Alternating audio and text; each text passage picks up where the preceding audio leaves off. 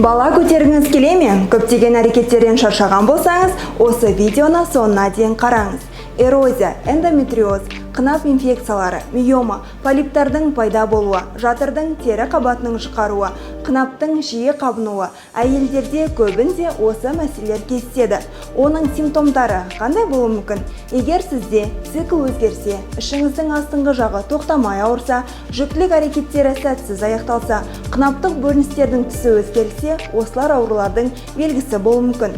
Алдымен не істеу керек? Дәрігерден кеңес алыңыз, жаман әдеттерден бас тартыңыз, менструалдық циклды қадағалаңыз, физикалық белсенділікке уақыт бөліңіз және көптеген жыныстық мүше ауруларын емдейтін табиғи қауіпсіз ем жолы бар.